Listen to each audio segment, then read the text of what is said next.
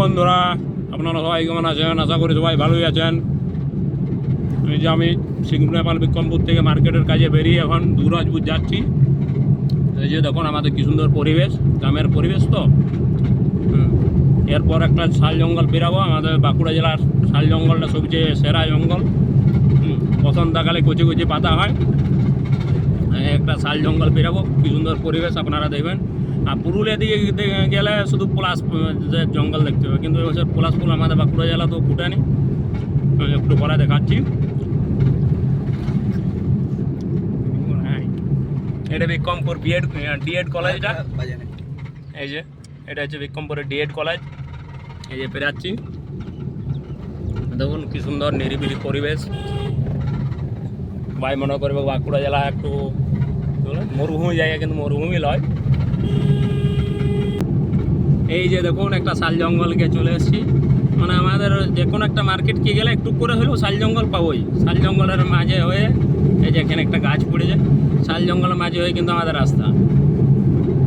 এই যে দেখুন শাল জঙ্গলের কচি কচি পাতা হয়েছে এখন, কি সুন্দর দেখতে। এই আবহাওয়া কিন্তু পাহাড় পর্বতে গেলেও পাবেন, তো পাহাড়ি অঞ্চলকে গেলে ও লাগছে। দেখো দেখুন, মাঝে মাঝে জঙ্গলে আমরা হরিণ বা ময়ূর দেখা পাই। হ্যাঁ, মাঝে মাঝে হরিণেও তো দেখা পাই। আর সেই কী বলে খরগোশটা তো অ্যাভেলেবেলই থাকে। দেখুন ও যা লাগছে জঙ্গলটা, দেখুন। এমনি পরিবেশ কিন্তু পাহাড়ি অঞ্চলকে গেলেও পাবেন। গান হলে কিন্তু ভালো হতো, কিন্তু আমরা তো থোড়ি অতটা বেশ ভালো গান জানিনি এই আবহাওয়ার সঙ্গে যেতে যেতে।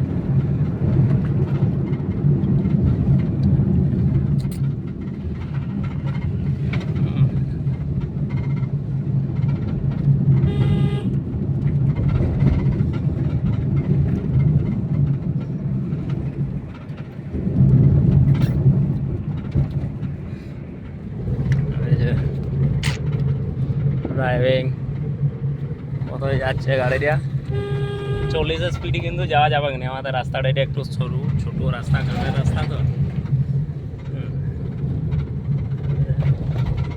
40-এই যাচ্ছে।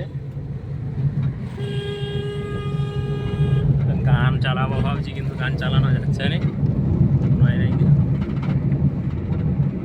আর এধারে দেখুন বন্ধুরা, বিশেষ করে বড় ধান চাষটাই বেশি হয়, যে ধান চাষ।